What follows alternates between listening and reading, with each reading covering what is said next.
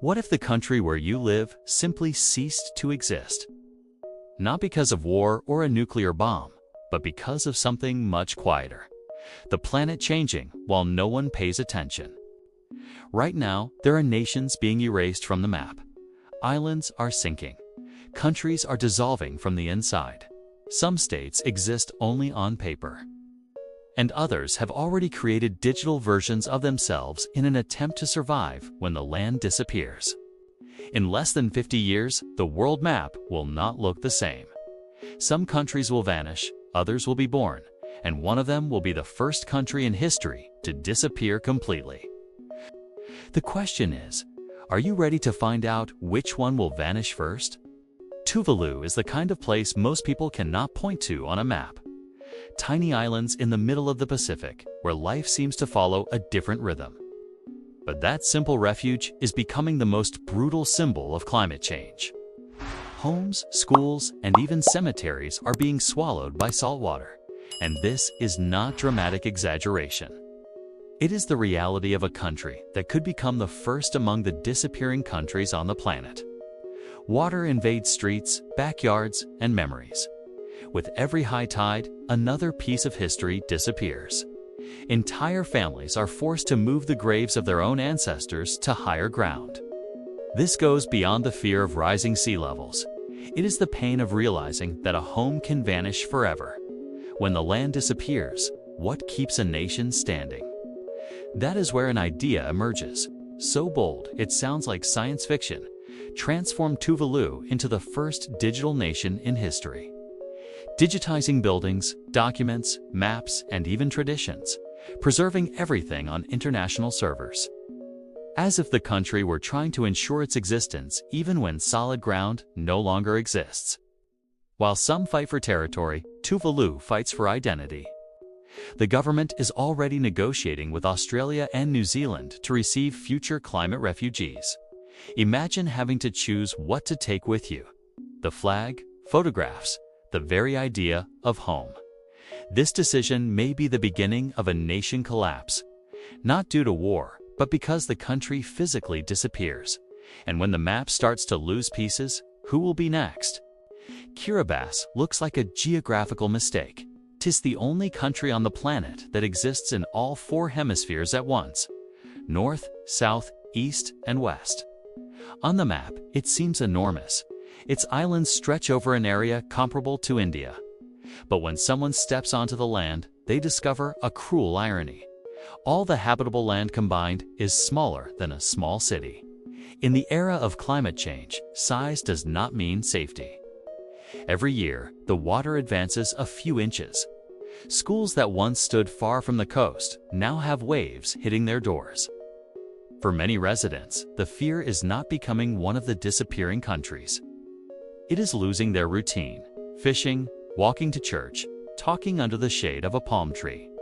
When the sea invades everything, even familiar silence disappears. And that hurts more than any technical statistic. Instead of waiting for the inevitable, the government decided to act. It purchased land in Fiji to ensure that its people will not depend on emergency migration. It is a plan designed to preserve something greater than physical space: dignity. It is better to move with planning than become a statistic in a geopolitical crisis. They do not want pity. They want choice. Even so, there is a question no one can avoid. When the homeland disappears, what happens to identity? If a country loses the land where it was born, does it still exist? Kiribati may be showing the path toward a new form of independence. But the end of this story may surprise even those who think they have seen everything. The Maldives are marketed as the perfect destination. Bungalows over crystal clear water, movie-like honeymoons, postcard photographs.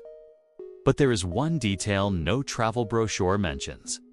Much of this paradise is only a few feet above sea level. The same ocean that attracts tourists threatens to turn the country into one of the disappearing countries.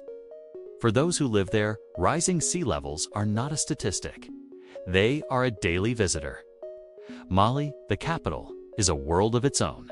One of the densest cities on the planet, where every inch of land is valued like gold. When the waves rise, there is nowhere to run. Climate change affects everything, from schools to the hospital. Tourists take pictures while locals build walls to keep the ocean out. It is the perfect contradiction. While some see vacation, others see the end of home. The Maldives' response is futuristic, almost poetic: floating cities. Small planned neighborhoods anchored to the sea so people can live there once the land disappears. The idea is beautiful, but it reveals a harsh truth. Tourism, the foundation of the economy, is also the force accelerating the problem. More visitors mean more infrastructure, more environmental impact, a machine that pushes the country closer to the edge of its own abyss. And just when we think this tragedy feels distant, reality hits. Children born today may witness the country disappear within their lifetime. The dream and the nightmare coexist in the same landscape. And if Paradise Islands are vanishing, what happens when the threat is not the sea, but the desert? The image is brutal. Where there was once water, now there is dust. Lake Chad used to be a giant, a source of life, fishing, and agriculture. Today, it has lost more than 90% of its area. And when the water leaves, people leave with it. Entire families cross borders, becoming climate refugees within their own continent. People are not fleeing a country, they are fleeing the desert.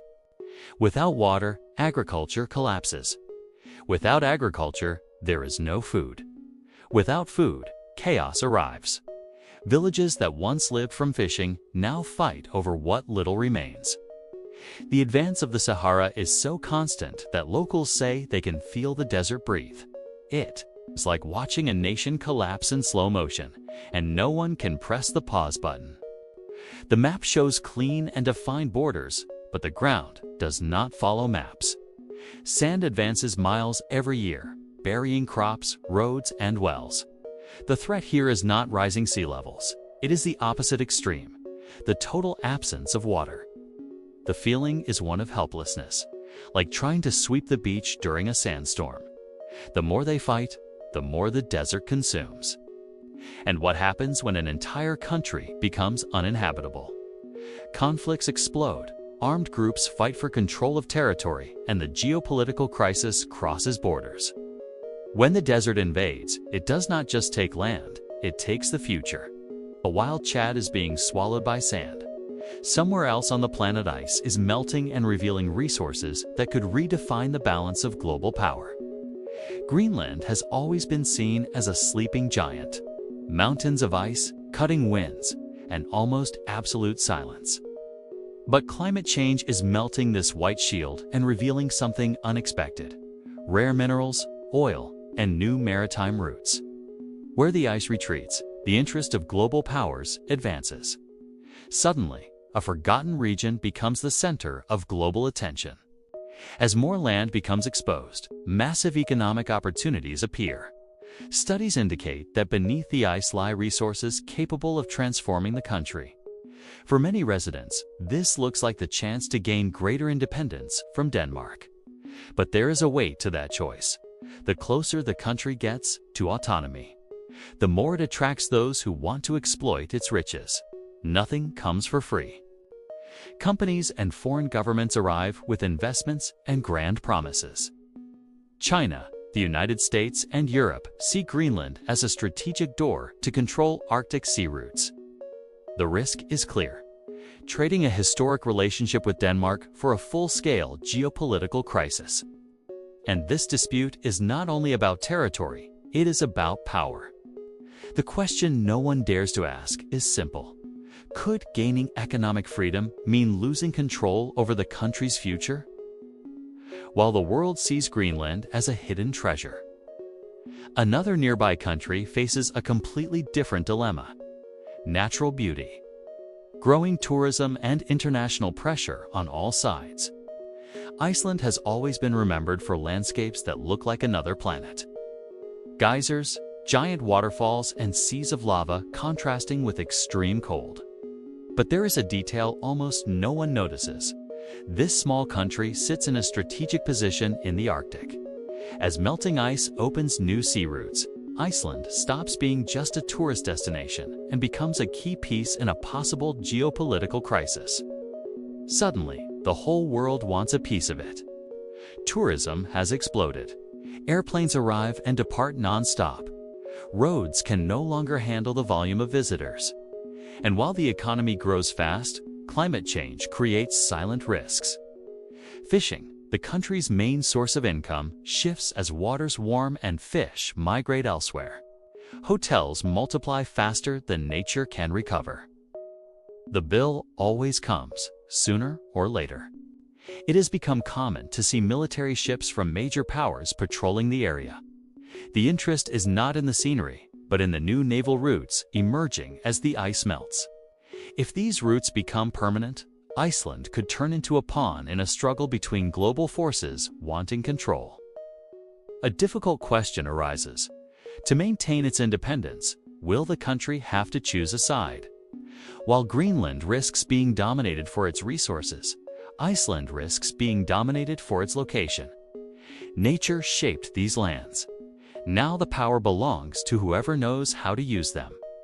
But if tensions are already intense in the ice, what about the places where the danger does not come from nature, but from people? Taiwan is small on the map, yet enormous in global impact. It has no oil, no rare minerals. It has something even more valuable: technology. The island produces 90% of the world's most advanced microchips, used in electric cars, airplanes, smartphones, and even military equipment. If Taiwan stops, the world feels it. And it is exactly this importance that puts the island at risk. Taiwan lives every day with the possibility of disappearing without ever sinking into the ocean. While other nations fight against rising sea levels, the danger here is human and political. A constant tension, almost tangible. On one side, a global power claims the island belongs to it. On the other, a people who built their own identity, economy, and freedom. Taiwan faces the threat of a nation collapse, not from financial ruin, but from external force. In seconds, everything could change. Imagine waking up and discovering that your country ceased to exist overnight. No speech, no warning, just a message. You are now under a different government. This is not theory. Hong Kong is the recent scar that proves what can happen. On the global chessboard, Taiwan is the most unstable point, where one wrong move can trigger an international geopolitical crisis. The most ironic part? The entire world depends on Taiwan, yet no one guarantees they will defend it. Companies, governments, and entire economies need Taiwan functioning, but few are willing to pay the price of protecting it. If a nation this powerful can disappear, what about those collapsing from the inside, without war, without noise, swallowed slowly by time? There was a time when Lebanon was called the Switzerland of the Middle East, a financial, cultural, and tourism hub. People traveled to Beirut to study, invest, and build a life. Then suddenly, everything started to crumble. The currency lost more than 95% of its value. Banks froze accounts. Supermarkets were left with empty shelves. While some countries fight the sea or the desert, Lebanon faces something even more devastating: collapse from within. Here, there is no rising sea levels or sand-swallowing cities. There is corruption, mismanagement, and a government that seems to have given up on its own people. In many neighborhoods, electricity works only a few hours a day. People become modern refugees not because of climate change, but because their country can no longer sustain life. It is the perfect example of how a nation can disappear silently. The map remains the same. The name Lebanon still appears in books, passports, and borders. But in practice, it is as if the state no longer exists. Factions control entire sectors, ports, districts, communications. A new concept emerges: functional disappearance. The territory exists, the country does not. A form of nation collapse that most people only understand when it is already too late. And when a country stops functioning, what happens to its people's future? Without opportunities, the young leave. The elderly stay because they have no choice. While the world watches louder crises, an entire country evaporates quietly. But if this already seems extreme, there is a place where the collapse is not silent. It is political, historical, and inevitable. Belgium is living irony. The capital of the European Union is located in a country that cannot unite itself. Flanders speaks Dutch, Wallonia speaks French, and both sides rarely agree on anything. Sometimes it feels like they live in parallel realities.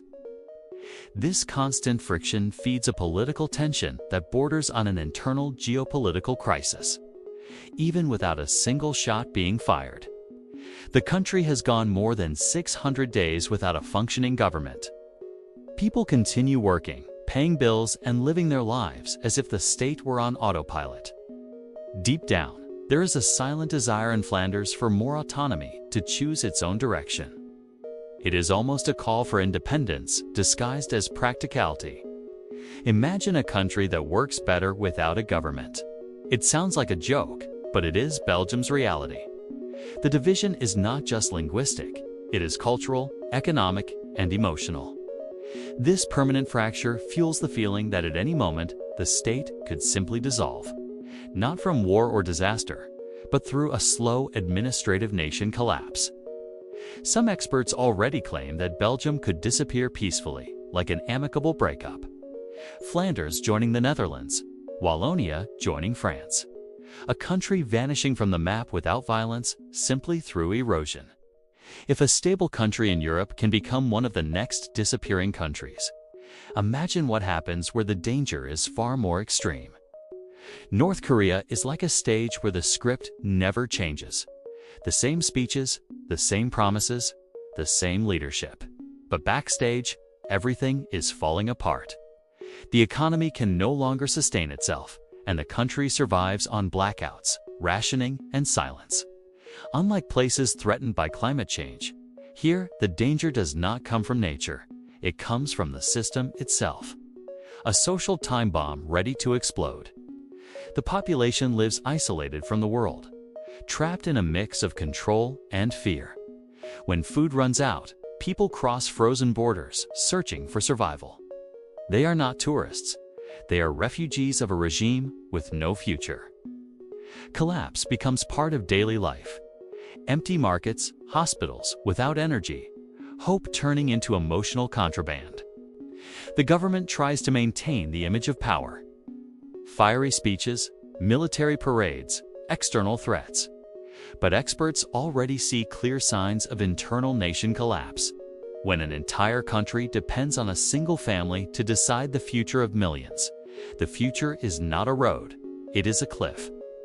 The question is not if it will fall, but when and what happens afterward. If reunification occurs, it may be chaotic.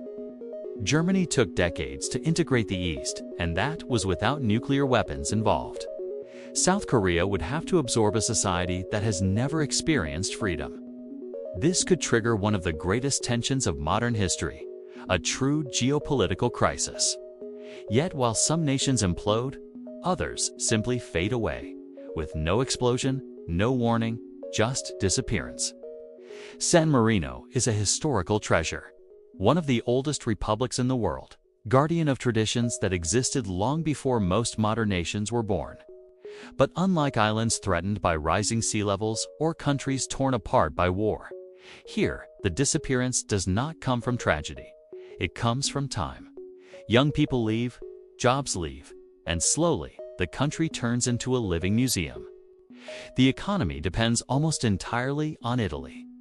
Trade, transportation, healthcare, access to Europe. Everything runs through it. San Marino is not facing a geopolitical crisis. It faces something more subtle: irrelevance. The country works, but only as long as it remains plugged into the structure of its neighbor. Without that connection, it loses even the feeling of independence. It is like living in someone else's shadow. While some nations fight not to become disappearing countries because their land is sinking, here the risk is emotional. Younger generations move away to work, study, and build lives elsewhere. And when they do not return, the country loses continuity. No youth means no growth. Without growth, there is no future. It is a disappearance so quiet that it feels almost gentle. Perhaps the end of San Marino will not be collapse, but transition, a natural, almost inevitable integration. It would not be absorbed out of desperation, but through choice, which is very different from those who become climate refugees to survive. It is as if the country is preparing to stop existing in the most peaceful way possible. But there is a place where the opposite happens, a country that exists, yet no one recognizes it. Somaliland is a walking paradox. It has a functioning government, its own currency, elections, and defined borders. It is more stable than many official countries, but legally, to the world, it does not exist. No nation recognizes its sovereignty, while others fight not to become disappearing countries because of oceans or deserts. Somaliland faces the risk of never having existed at all, not even on paper. There is no mass tourism here, no wealthy reservoirs of minerals. What exists is the pursuit of dignity. After decades of conflict, people rebuilt everything from scratch: schools, hospitals, ports, and even so, the international community prefers dealing with Somalia, a country trapped in a permanent geopolitical crisis. It is as if reality matters less than politics. An entire country living in the shadow of a signature that never comes. The greatest fear here is not invasion or rising sea levels. The fear is time. If nations begin disappearing due to collapse or mass migration, the world's priority will be to save those that are officially recognized. Who will defend a country that does not even appear in United Nations reports? Without recognition, there is no access to international agreements, global credit, or cooperation treaties. It means existing without being seen. And the uncomfortable question remains: what defines a country? Territory, government, population, or recognition from others? If the answer is the last one, Somaliland could disappear before it ever appears. And in a world where even recognized countries are sinking or imploding, get ready, because the domino effect may reach us all. When a country disappears, the entire world feels the impact. Studies indicate that by the end of the century, between 50 and 200 million people may become climate refugees. We are not talking about immigrants looking for opportunity. These are people looking for survival. Each carries memories, culture, and language without having a homeland to return to. It would be the largest human displacement since World War II, yet silent. When a nation disappears, whether from rising sea levels or a nation collapse, a dangerous vacuum emerges. Who controls what is left behind? The territorial waters that once belonged to Tuvalu, Kiribati, or the Maldives become the question. Whose waters are they now? This absence may trigger the largest maritime geopolitical crisis in modern history. Nations do not fight because they want to. They fight because empty space creates ambition. There is another detail few people notice. When a country physically disappears, its culture must be stored somewhere. Museums around the world are already discussing how to preserve the history of peoples who may become only memories. And this is where the idea of a digital nation stops being science fiction and becomes necessity. When there is no land, what remains is memory. And the final question that no one wants to face: if the first disappearing countries are already vanishing, which will be the last? If today we find it impossible to imagine losing an entire nation, imagine when the impact reaches major economies. Perhaps the real threat is not about the future of islands, but the future of independence as a concept. And this story is far from over.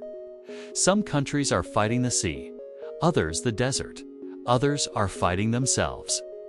The hardest truth is simple: nations are not permanent. They can disappear, with or without war, with or without warning. If millions of climate refugees emerge and entire territories vanish, it will not only be the map that changes. We will change with it. If this opened your eyes and helped you see the world differently, subscribe to the channel and turn on notifications so you never miss the content that shows. how the planet is changing right before our eyes.